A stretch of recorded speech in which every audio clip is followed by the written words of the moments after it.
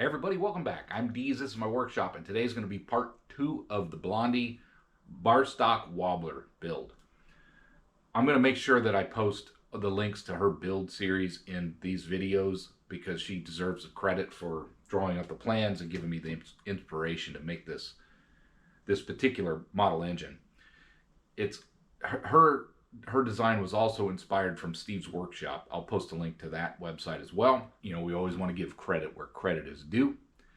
But this has been a fun little build. This is a really great beginner engine type build. But Blondie's approach is very unique. She's using an all lathe design. So if you don't have a milling machine, she's showing you all these cool techniques. She's a far better teacher than I am. I'm no teacher. If you want to learn something, go watch her channel. She's going to teach you techniques. She's going to teach you terminology. She's just fantastic. You guys know that. You guys all probably are aware of her site and have seen it. If you haven't, though, go check it out. But she does a really good, she's taking it slow and she's showing you all these really cool techniques to use the lathe in order to make one of these engines. So you don't necessarily need a mill to build one of these. Now, I'm going to start part 2, and I'd like to try to finish it in this video. So that's going to be the goal. We knocked out quite a few items in the last video, and I think today we're just going to get down here. We're going to write out the last remaining items that we need to make, and hopefully we can knock this thing out and get a functioning engine today.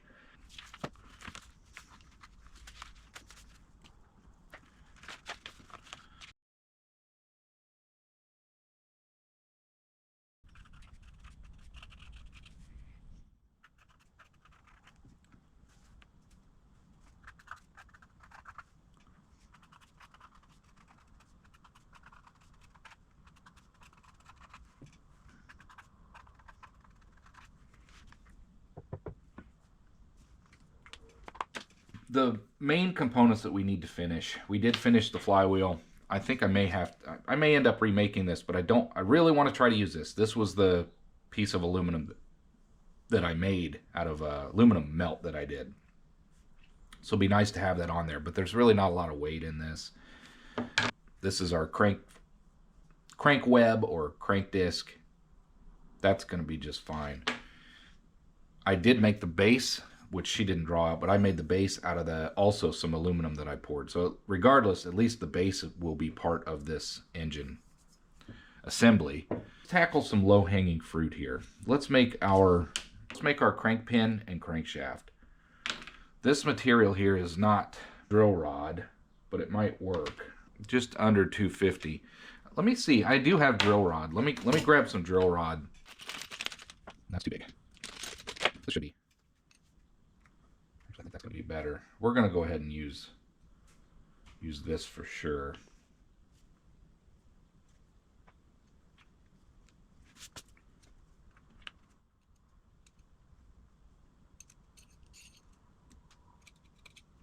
Yeah, we're going to switch over and use this.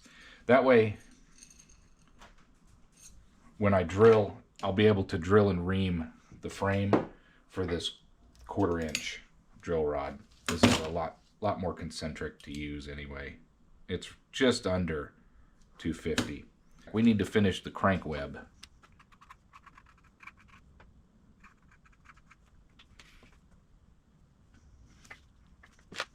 Yeah, 125, so that's 1/8 inch. These are metric, but there might be a piece of that in here. So let's go ahead and check that before we cut that other one up. That's 100. There we go. Well, we're going to use that.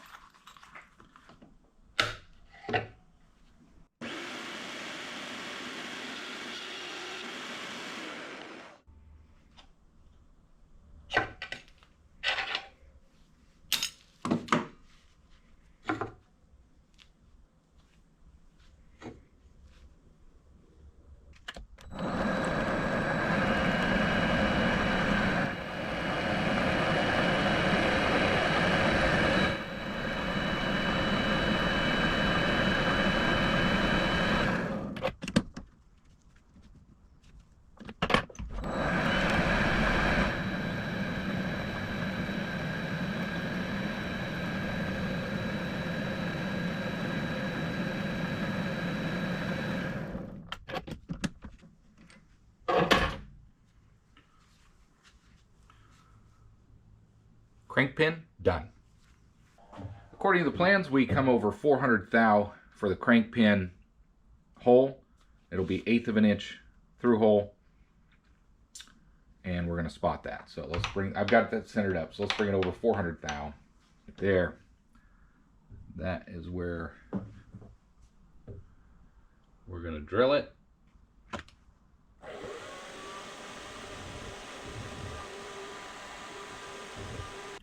I'll try this stuff again. This stuff stinks. I like it, but it stinks.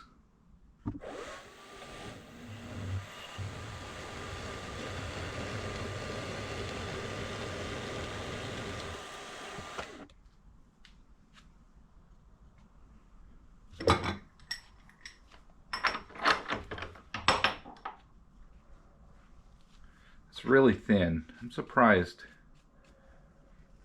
but I think that'll work. I did 400 thou from the center, so that's what we got.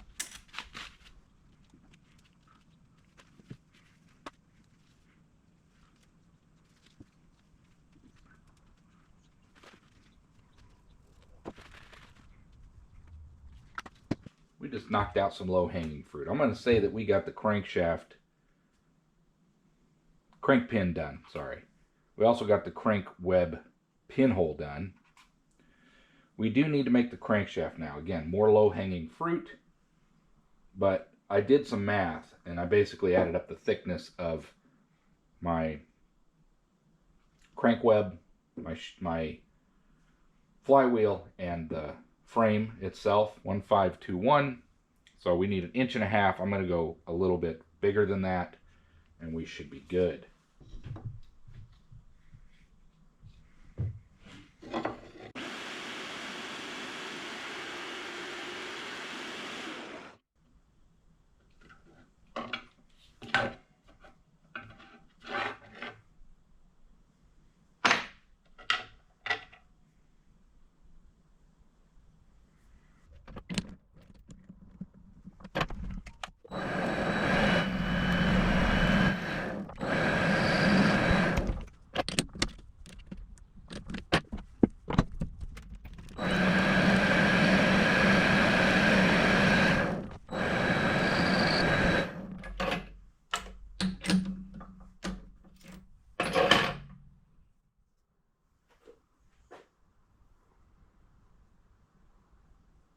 That should go in here nicely.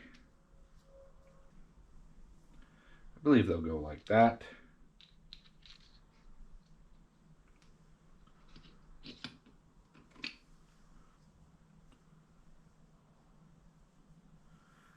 I think that's good enough for now. I think I just want to tackle the frame. Let's get the frame knocked out now. I don't know how many of you like watching the granite surface plate stuff, but for the frame on this build, I want to get out the granite surface plate and mark out the parts that I need to make on the frame. Let's go ahead and take the base and the frame off again.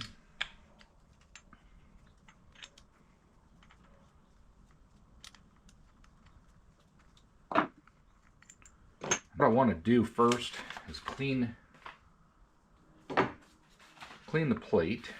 Haven't done that. I'm sure there's a little bit of dust.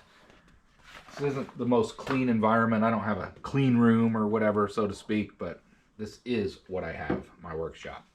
So I do try to protect it best I can.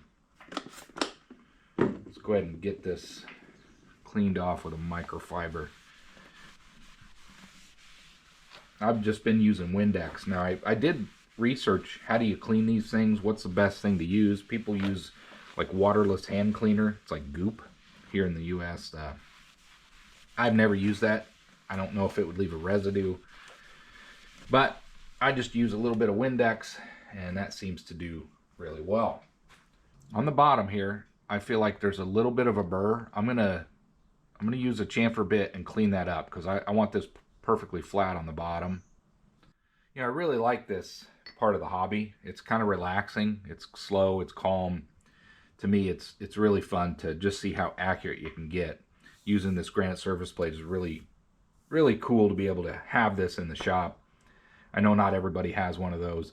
Again, I got that thing off Amazon. It was cheaper than I could have imagined picking one up. So I got it, and we're going to use it for today's project, mostly just for the frame. What we want to do is mark out where our holes and everything are going to be.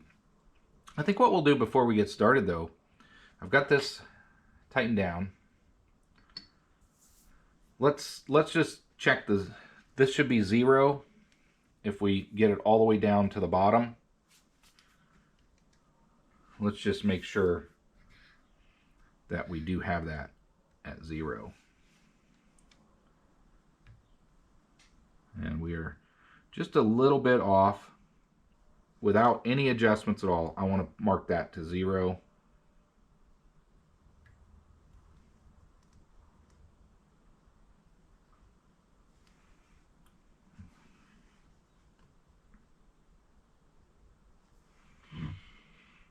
And that's about as spot on as I can make it. Let's see about repeatability. We need a center line all the way through. Let's go ahead and knock that out first. Now, if we were to use our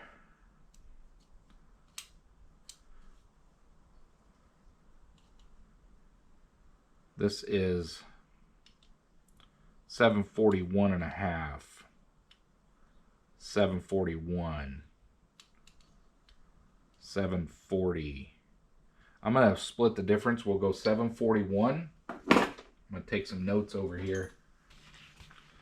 Okay. 3705 should put us in the center of this part. 1, and we can use this. 2, 3.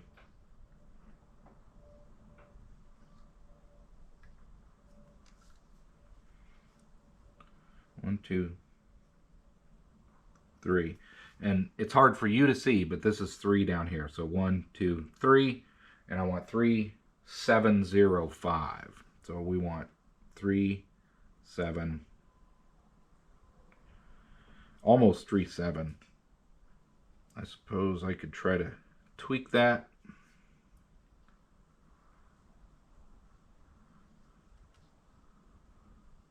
Seven. It's going to be right there. And I believe that is going to be half. Now, what I usually do with this is I'll put one little tick mark here on the side. And then I flip it over and I double check to make sure that that's the center. It doesn't leave like a double mark. And if you look, if you can see, that's spot on. That is what we're going to do. We're going to draw that all the way down.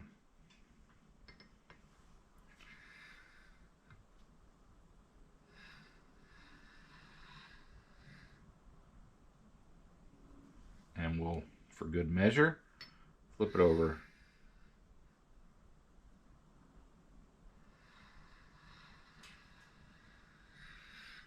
There we go. So there's our center line there. I don't think we'll need one on the back side, but I'm going to go ahead and scribe one there since we have that center line already.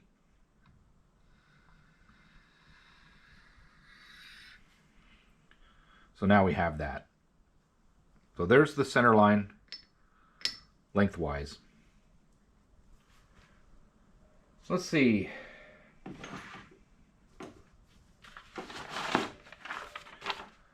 The next measurement we are going to need,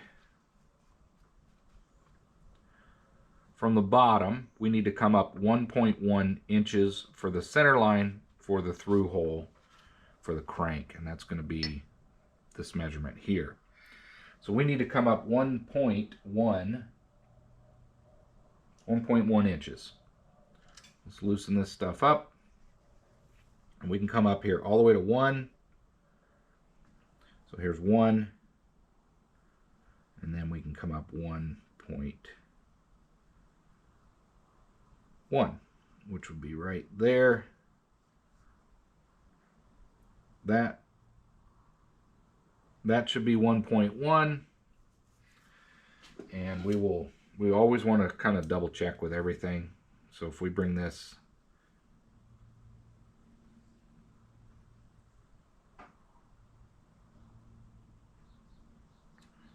somewhere there, this is going to be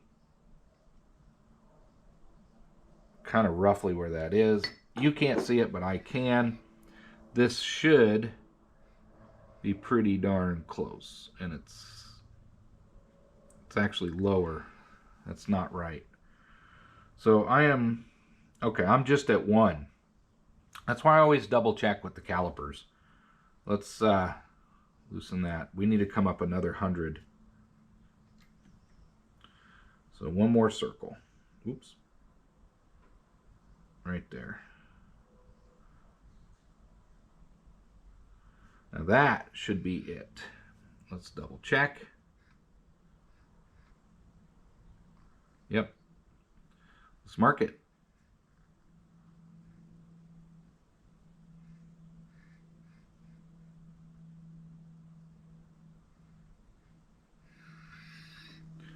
Now with any luck, that's it. So that's going to be for the crank shaft. Next, we want to come up, or 1 inch 3/4. That will be for the pivot. 1.1 plus 1.750, 2.85. So we need to bring this up to 2.850. And we do the same. Always like to double check.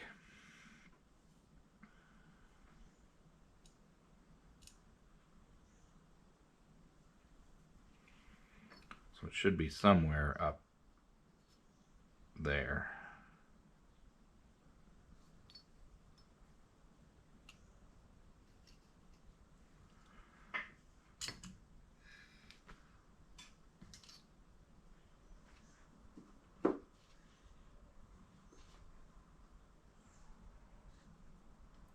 And again, I got it wrong. That's why we double check. 2.8. There's 8, 5.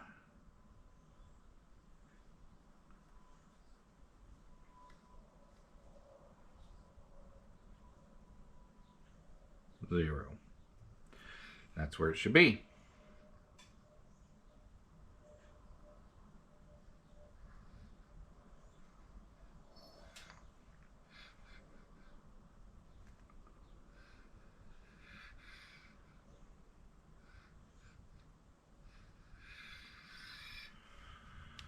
Okay. We've got that part marked. We need to come up for the bottom of the hole for our intake. That's going to be from the center of this hole, we're going to come up 438. So let's do some more math. 3.288. So we need to bring this up to 3, which would be right there. 3.12. There's 2, 8. That should be where that needs to go. Let's double check.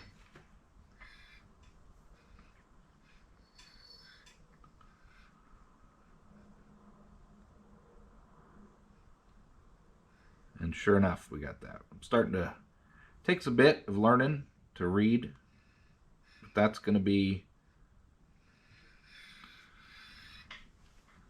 the next height. One will be a through hole and one will be the in, it's just going to catch the intake. I think what I want to do now, we need to measure where those holes are going to go in this plane. 103 from the center. This is going to be a little trickier. We're going to see how this works. I just did a little bit of math. That should be the bottom hole.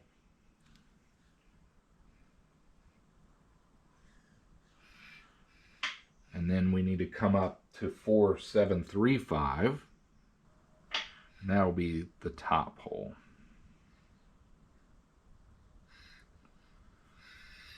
Okay. So we got those two holes marked. I think that does it for this face. I don't need to do the bottom holes. Now the top, I want it to be centered, and that's going to be centered this direction. Have the center of that. We do. So that's good there. I think we have all of our markings done for the critical components to be able to make the frame. I will go back to re-examine these plans as I'm making these parts, but we have a pretty, I think it's pretty straightforward. We've already got our mounting holes on the bottom. This is going to be our crankshaft through hole. This will be our pivot through hole. So those two will go all the way through. And then on the left here is going to be a through hole for the exhaust. That'll be 80 thou. And on the right is only going to go half depth, because that's going to be the intake. And then we'll have to mount this and drill down for the inlet and thread in for our air fitting. I hope you enjoyed some more surface plate action. I enjoy using this thing, that's for sure.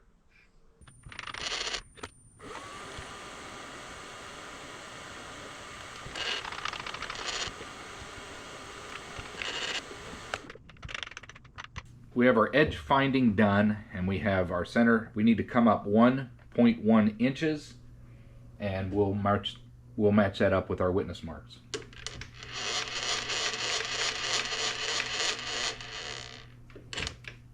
That should be it right there. Sure enough is.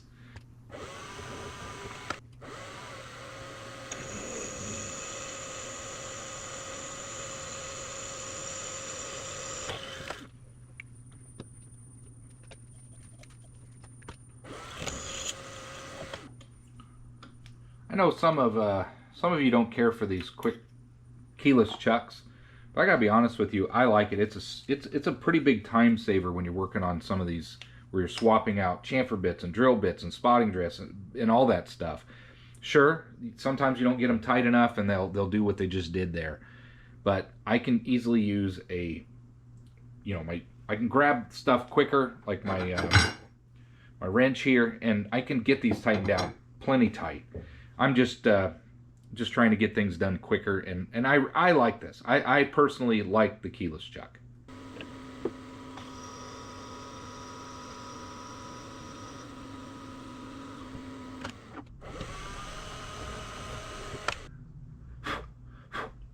See if this pin fits.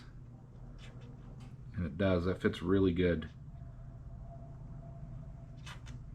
Now we got to move up to our pivot.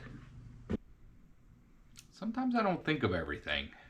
It's clearly right here on the plans. What am I looking at?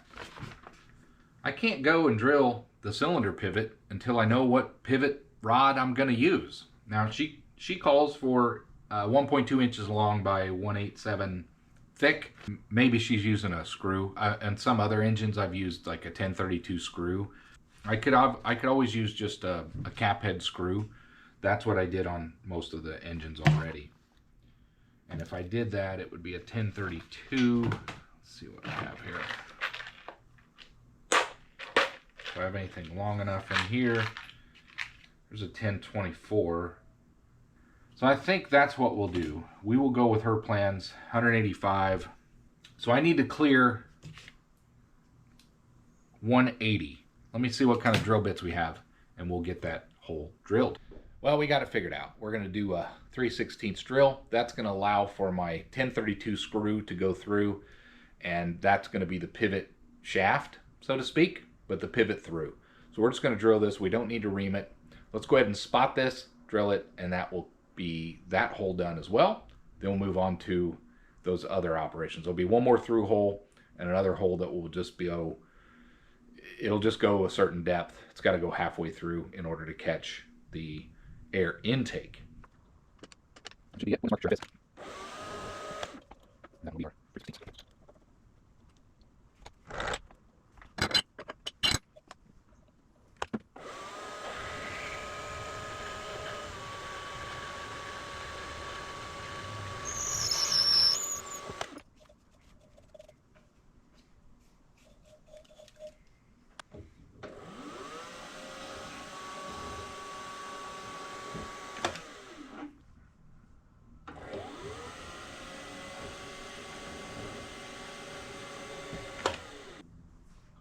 So Blondie calls for 80 thou hole. I don't have a drill bit that's that size, but the closest that I have is 5/64. That's 78 thou. I do have a number drill. I could do a 46. That's 81 thou, but I'm going to use this because I don't think it's that critical. We can always make it bigger, but we can't make it smaller. So we're going to use this one. Use a little bit of this smelly stuff.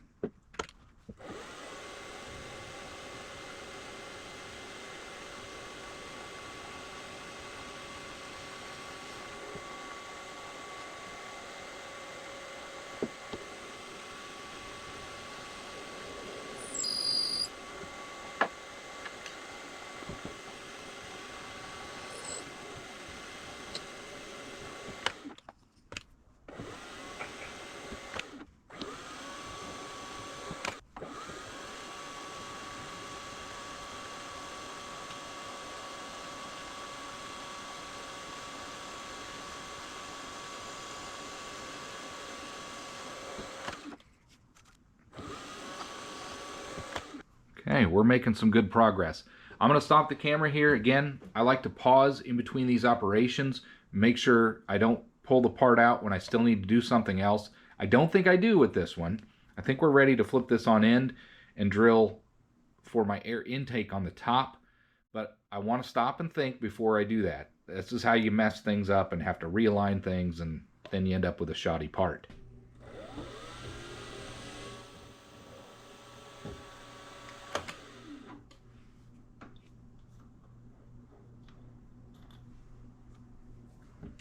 And we need to bring that down 752 thou to clear the hole.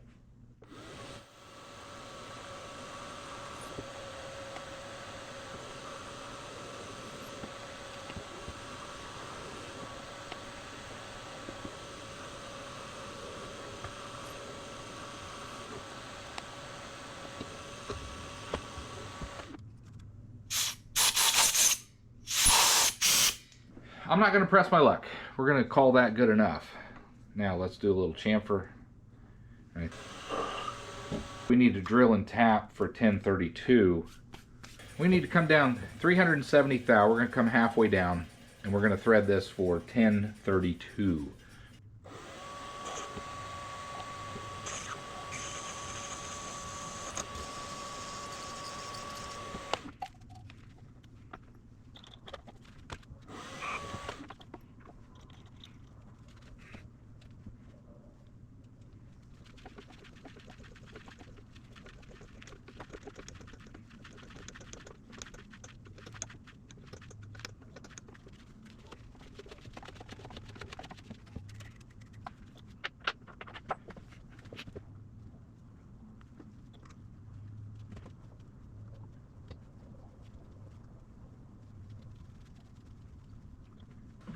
Just a test fit. This isn't what will go in here permanently.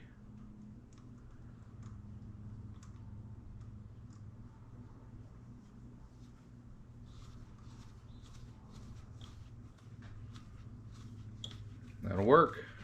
Make our air intake.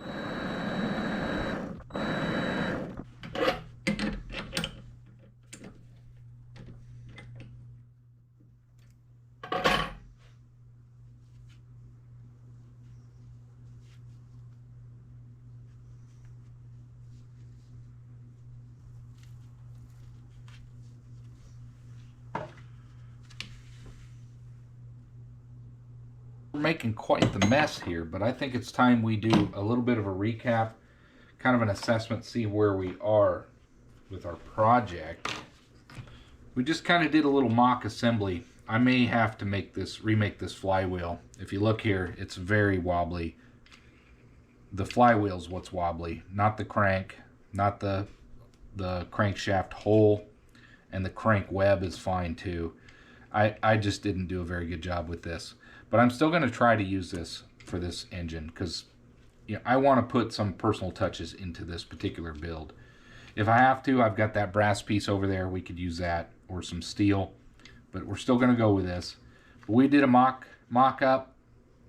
We got our crank pin, our crank web, our crankshaft, our flywheel, and those are actually moving very well.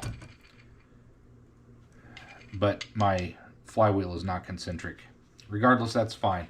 We got our frame done. We have our holes, pivot. That's going to be for the 1024.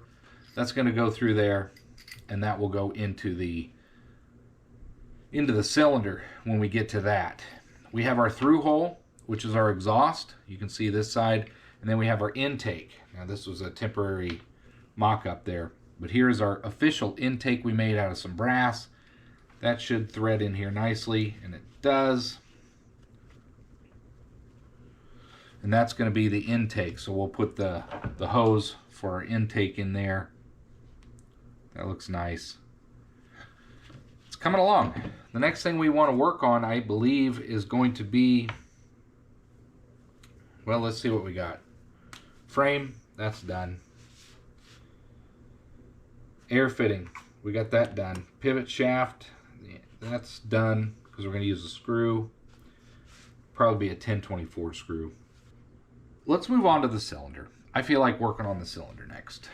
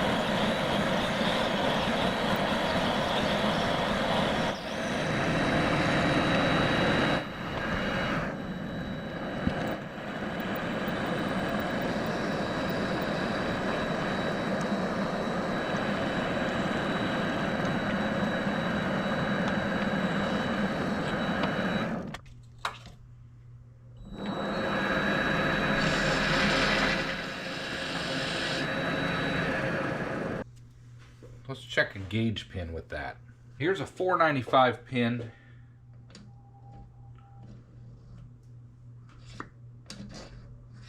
There's certainly some compression. Here's a 496.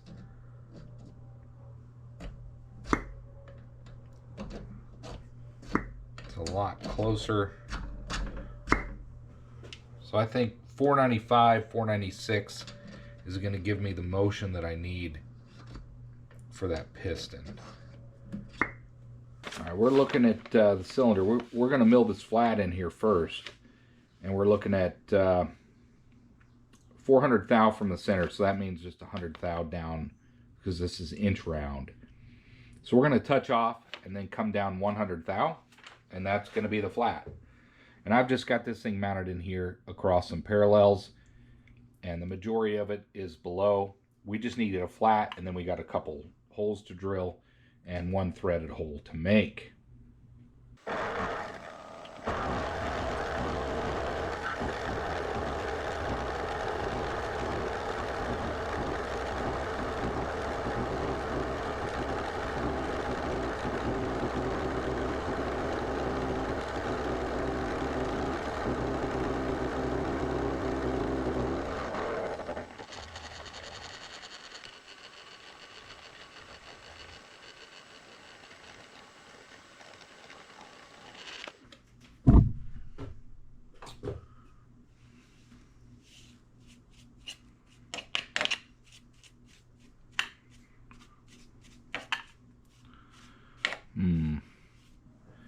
All right, we need to come down 1.2, and that's going to be our air exhaust and inlet,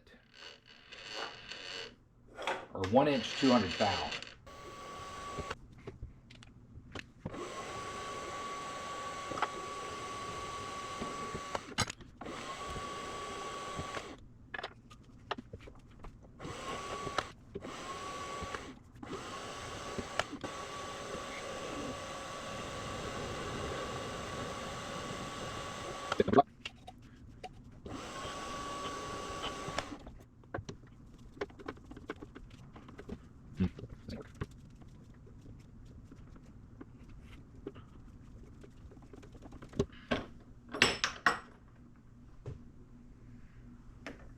We're making quite the mess again. This isn't exactly what I wanted to do, but I think it'll work out. We've got, let's go ahead and do a test assembly here. This will be where the crank goes, and our flywheel goes on this opposite side. And then this crank wheel will go on this side. My hopes are that the crank, I'll use a spring with this, will go in here. So this will be my pivot. We'll have a spring in here. See if I can find a spring real quick. We can always adjust this. That actually might work out really well considering how little thread I have into the bore for this. I may have to go with a slightly thinner one, but regardless, that's going to be the idea there. So I went into the bore, but I think what we'll be able to do is maybe put a little Loctite or sealant on there, and we'll be able to just screw that in just enough so that it seals up, and our little wobbler will wobble back and forth. I think the next thing we need to do is move on to the piston. As far as I'm concerned, this is done, but that doesn't mean we won't have to modify it.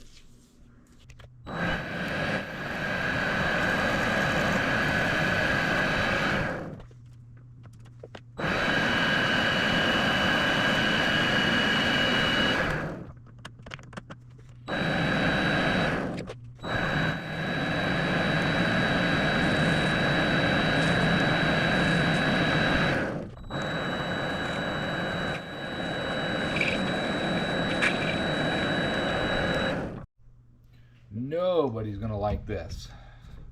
If this fails, I'll try something different.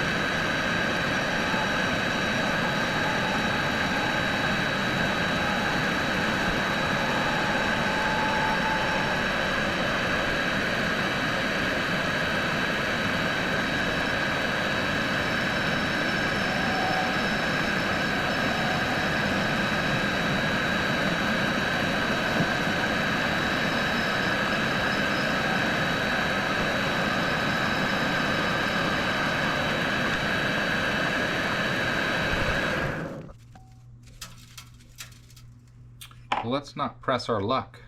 We have got a piston. There's our piston. We just need to drill our crank hole for the crank pin. This piece turned out really nicely. It's 12L14. However, the way that I'm going to attach this with the pivot isn't going to work. I don't have enough thread engagement. I just don't have enough material on the sidewall here for my piston that I made. So I think I'm going to regroup. I'm going to use some scrap steel. If that doesn't work, I'm going to use some thicker brass. But I really want to try to use some steel and some other materials that I have. So this is what we're going to use. Let's get this cleaned down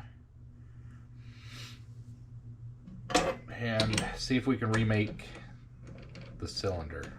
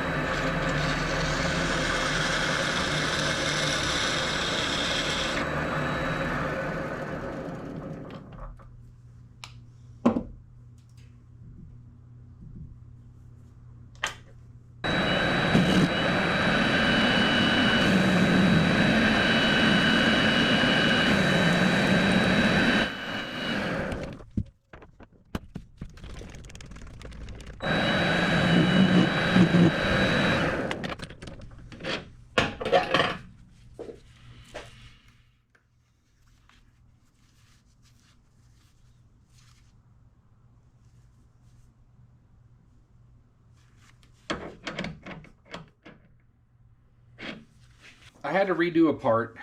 We've got quite a bit done. We are going to finish this in this video. I don't care. I don't care how long this video ends up being. What we ended up redoing, we redid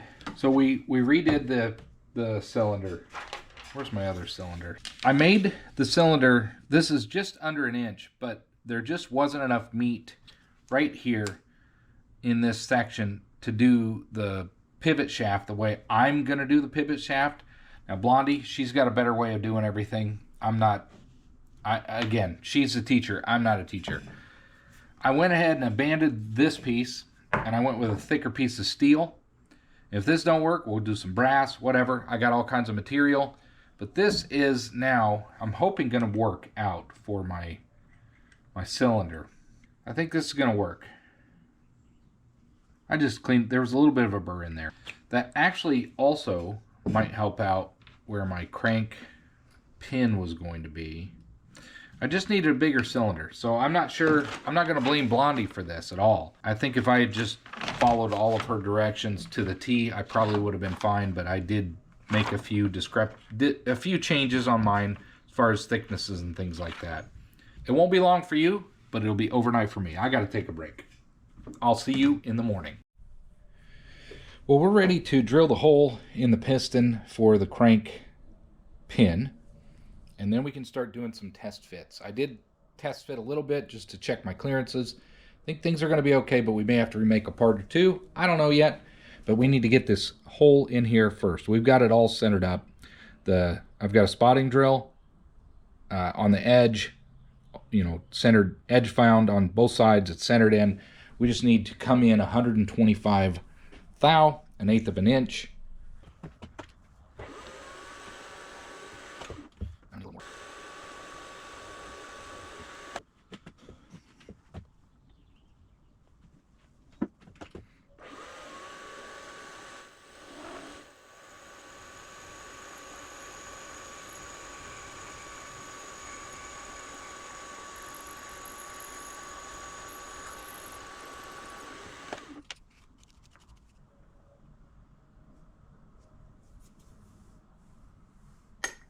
I think I'm going to have to probably fine tune this. I might have to remake a part or two.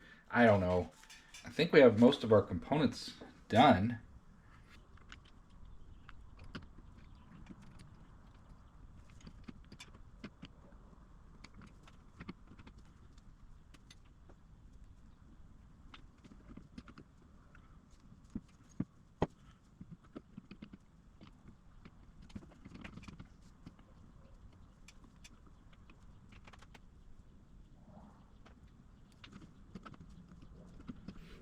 Let me keep fiddling with this off camera. It's binding up. I got some alignment issues or something going on, but I won't bore you with that. But there's nearly the finished product. That's essentially what it's going to look like now. Will it run? We got to get this thing to run smoother than this. Fiddling it. This is not the smoothest running engine I've ever made, that's for sure.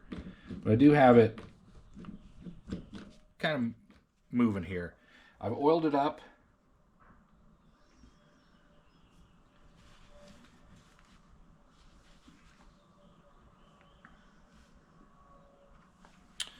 Let's put some air to it and see what happens.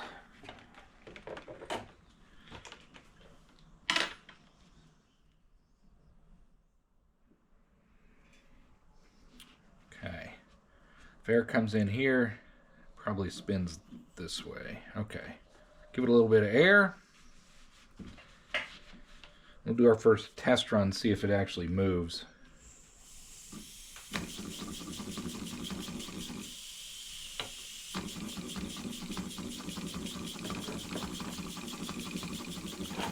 Going. I got that about 5. Well, it's under 5 psi. That's pretty good if it's running that low. Oh.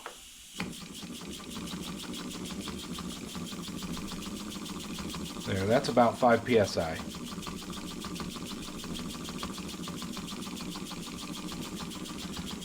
It works.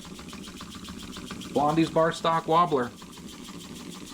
It's always cool when you see an engine that you've made fire off for the first time.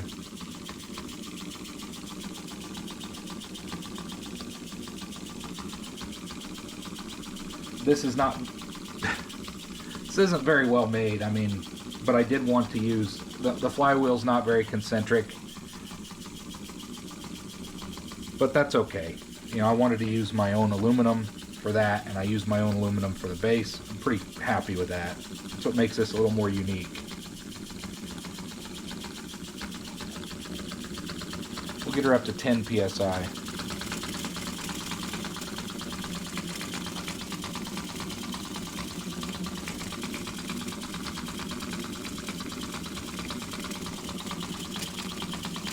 Pretty cool.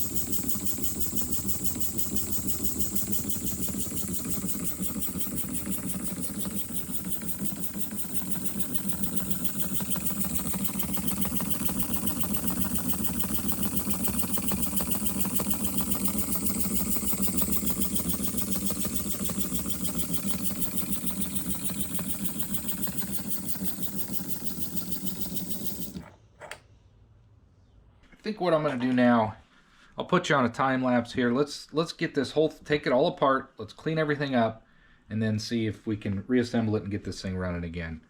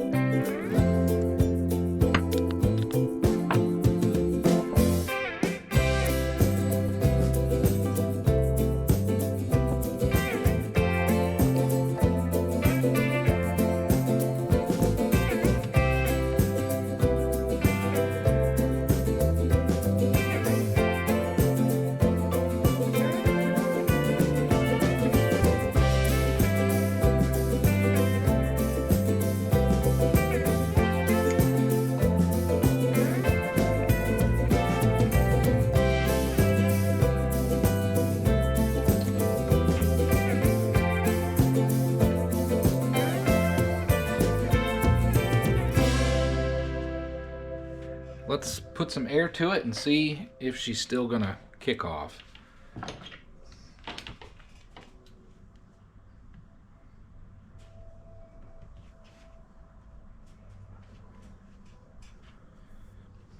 Here we go.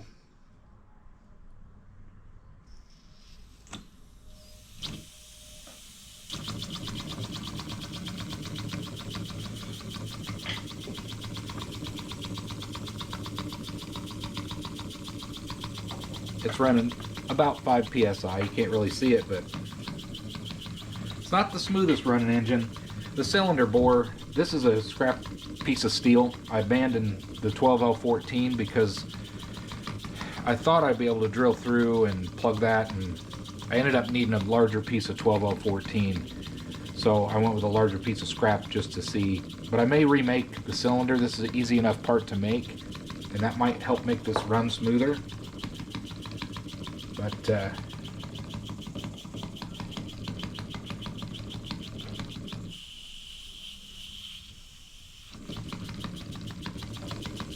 mean, that's not even 5 psi. That's like 2.5, 3 psi, which is pretty low for as rough as this thing sounds.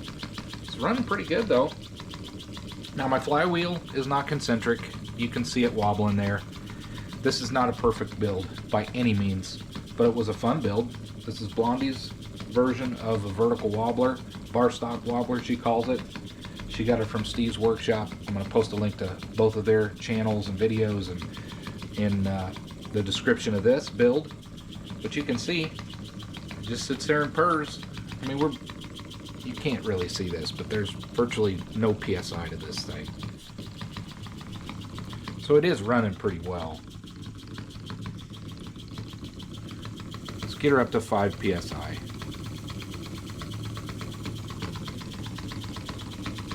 According to my gauge anyway. And what's really cool and unique for me about this build is that I was able to use a piece of aluminum that I melted from scrap. I made an ingot, and I made a big flat bar, and I cleaned it up, and now that's the base for this model engine. Same with the flywheel. I made that out of a puck that I had. I cleaned it up, and now I can actually say I created a couple components of this engine from scratch, from melted aluminum to what you see there. The rest of the stuff is just scrap that I had on hand, and yeah, it's running really well. There's 5 psi.